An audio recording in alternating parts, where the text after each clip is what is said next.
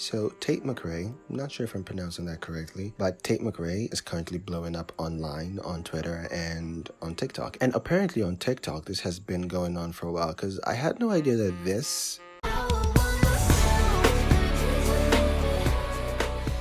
was hers. She kind of sounds a little bit like Camila, no? Anyway, honestly, nowadays, whenever I hear a song on TikTok, Instagram, Shorts, or Reels, or whatever new platforms exist nowadays, I just kind of tune out, and I don't even do it intentionally, it just sort of happens. But I kind of want to talk about how all of this could flop, literally going nowhere, and a few things that could affect her career. Also, precautions that she needs to have in order to escape the troubles I'm kind of predicting in her future, and on a more optimistic note, how she can actually become a force to be reckoned with. So let's get into it and start with why I'm a little bit scared for her. And the reason is that she's signed with freaking RCA. Yeah, listen, if you have been involved or interested in pop culture or the music scene online in general, you probably know about the disaster that is that label and how us pop music fans feel about it. And all I'm going to say is, girl, I hope you have good lawyers, and I really hope her contract works in her favor. Because, you know, RCA is known for bad deals and shelving their artists and basically forcing some of them into a manufactured image they think will sell. And if they don't sell, and if they don't do what the record label wants, they're basically screwed because their music is not going to be released. And even if it is released, it's barely getting any promotion, which means that people don't know you or your music, so they don't come and see you on tour, which means you're not making much money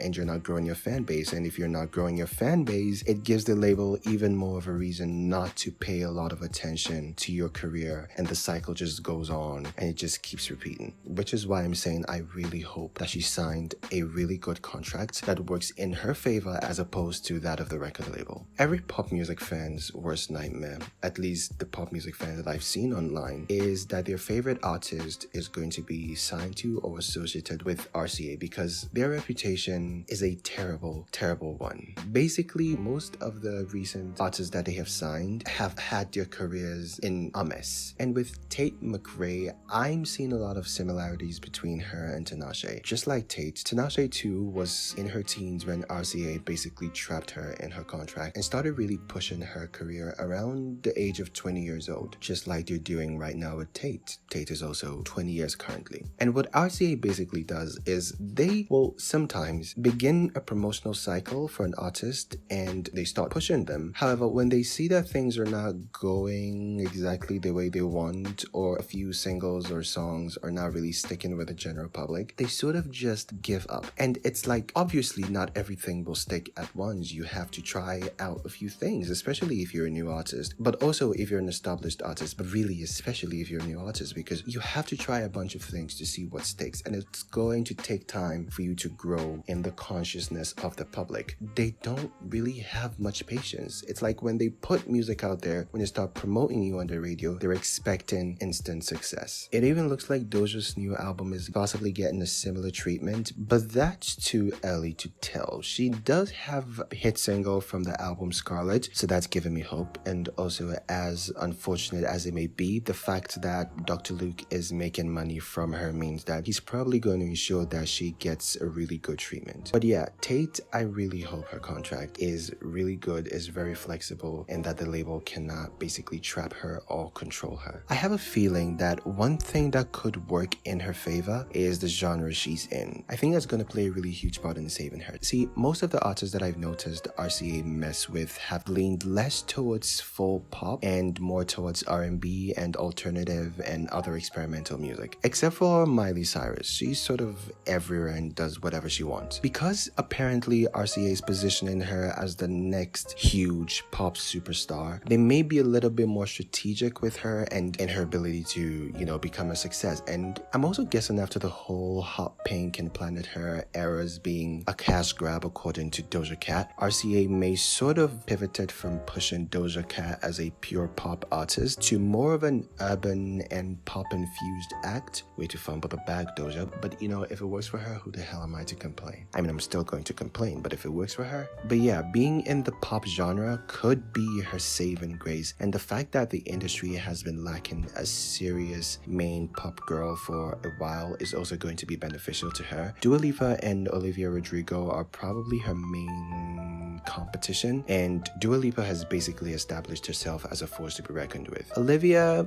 is really good and very popular and very talented, but I'm still on the fence about her longevity. Ava Max is nowhere near a main pop girl, so no worries there. Sabrina Carpenter, not really. I mean, I guess we'll see. I guess we'll see with Sabrina because she's also leveling up her game, so we'll see. But I don't see her surpassing Dua Lipa in worldwide global superstardom. As hard as RCA may want to try, I see Tate McRae as more of an American pop star. And you know, overall, I love seeing more pop stars come up. It's really refreshing. I miss the old days when pop ruled the radio. I'm not a big fan of rap, even though being an African, I'm supposed to like rap because apparently rap is black people's music. Bullshit. I'm not a big fan of rap. I do like Nicki though. So either way, music fans like me benefit with more pop acts in the industry. Here are a few things that have been said about the rise of Tate McRae's career. It's quite divisive, but read them and let me know what you think.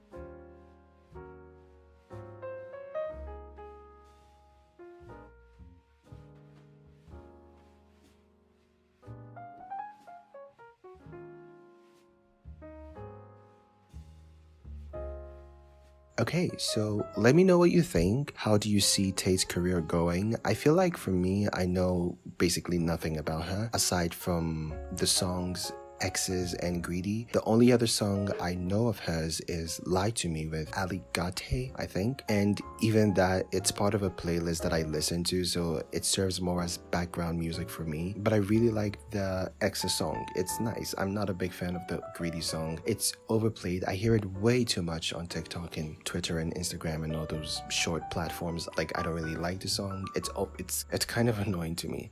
But hey, whatever. And you know what I was thinking about? How crazy the hype has been for her, and so fast too. Like just last week I basically knew nothing about her, and now she's everywhere on my timeline. And that Billboard Music Award performance is giving her a lot of good press. Love to see it. Love to see a good pop performance. The girls are not dancing nowadays, and for those of you who are calling her an industry plant, or basically anyone who you don't know an industry plant, stop it. That's not how industry plants work. Tay has been grinding since 13 years, and also more importantly, this is what a label should be doing. They should be promoting their artists. They should be pushing the hell out of them, making sure their name and their music is everywhere that they can possibly send them. So this kind of push is not suspect. Actually, I would expect this push for more newer artists, because this shows that the label has a lot of faith in you. So let me know what you think. Thanks for staying, and I'll see you in the next one.